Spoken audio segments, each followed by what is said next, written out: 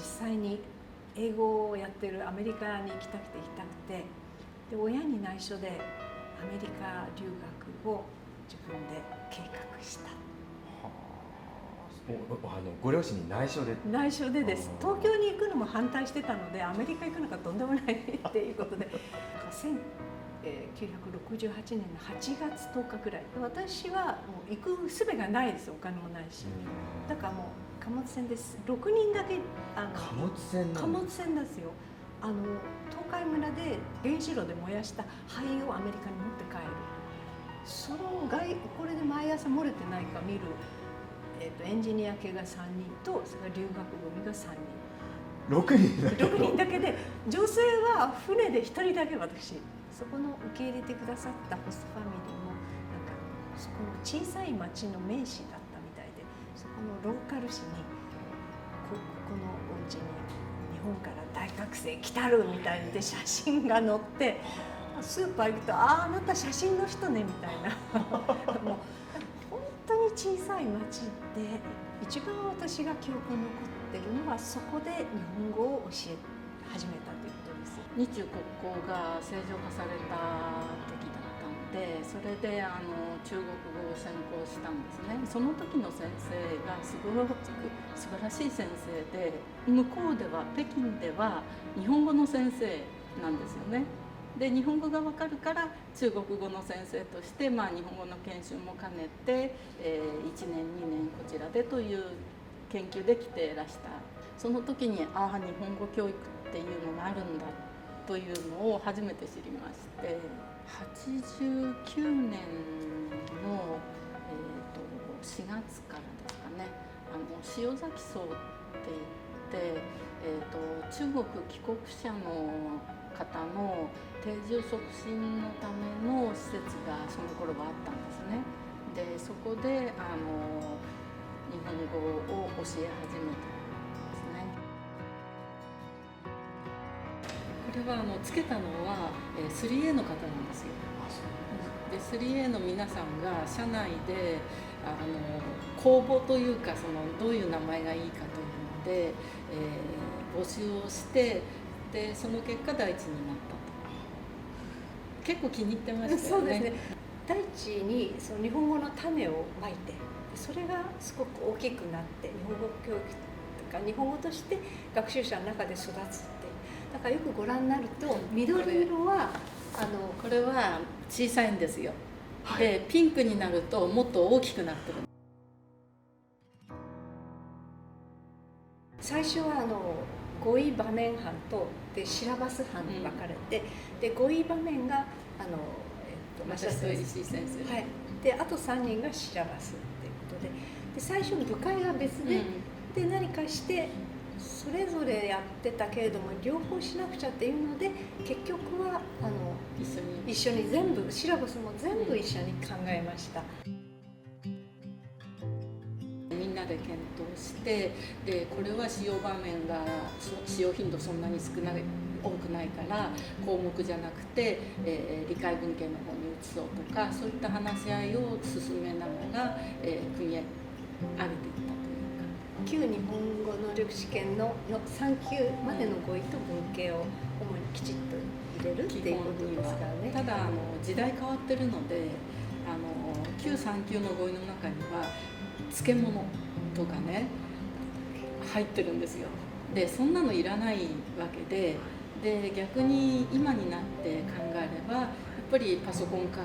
係の語彙とかそういうのは必須語彙で、使用頻度も使用場面も非常に高くなるだろうということで、そういうのは入ってないけど入れてるとか。私が大変なのはね、みんなで場面を考えて、で一つの場面でなんか56例が出てこないといけない。例えば手形なんかでもね、で手形で一つ一つポツポツではなくて場面で出る、その場面でいい、それも意味のある文が5個ぐらい出る場面を探すのが大変。大体考えてくれるのが山崎先生で、ダメ出しするのが私で、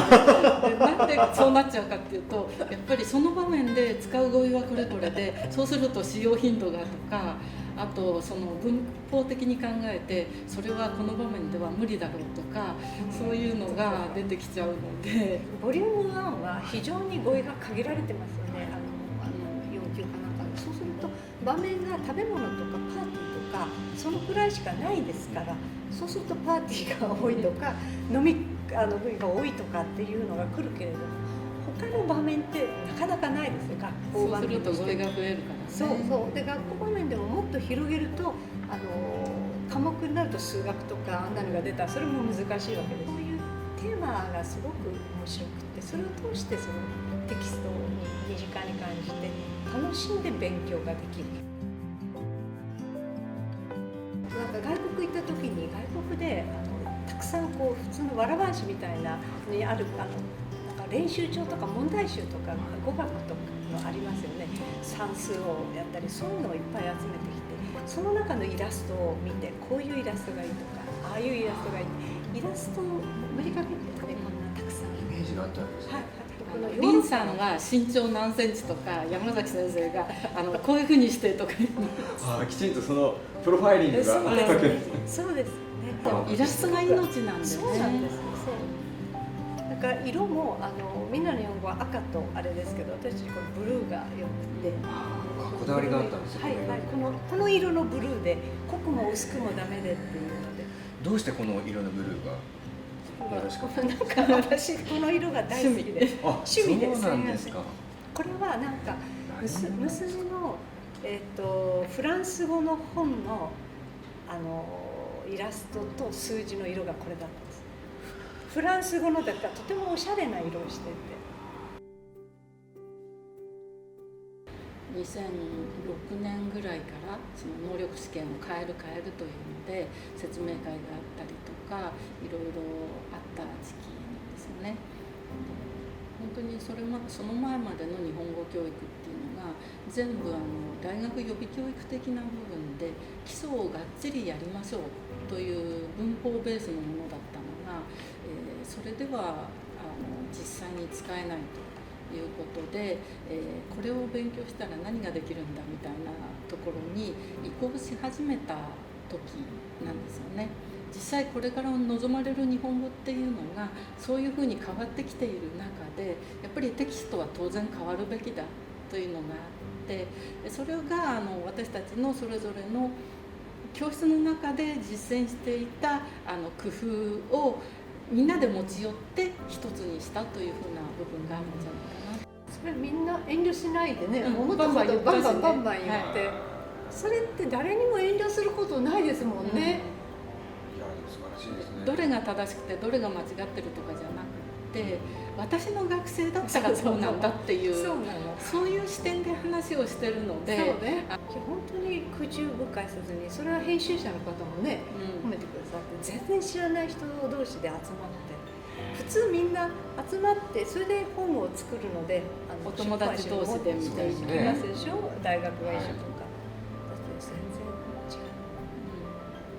う。山崎先生はあと佐々木先生は多分欧米の学生が自分の学生ですから、意識してたと思います。そして、多分この本をそのまま研修生のところとかに持っていけばやっぱり研修生も全くそんなに違和感感じないで見てくれると。日本語学校に持っていけばやっぱり私の学生、あと石井先生の学生もですけども、そういう学生さんを念頭にして書いてるから違和感がないと。なんとなくみんなね、だからみんなにとって全方位的に先生方がお持ちの学生さんに合うような形になったわけです。なんか面白かったですね。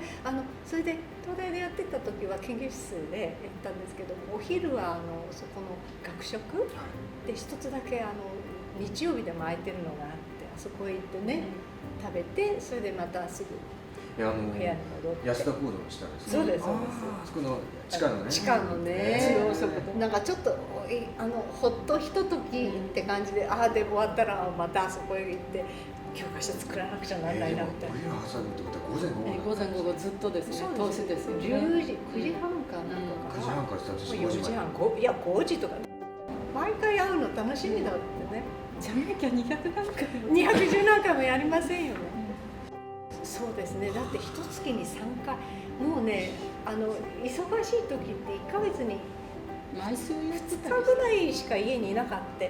ちの家のね、主人も現役で働いてたので、お風呂場にキノコが生えましたよ。締めすぎて密閉してて、で庭はもうすすきが原でね、誰も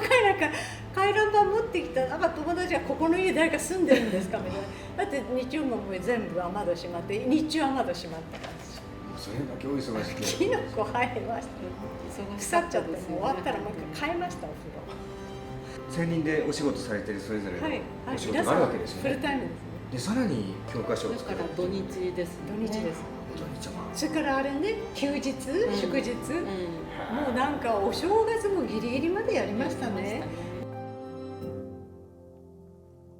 プライムタイム、先生は50代、私は60代か50から60に対して、みんな大地と共に行きましたね。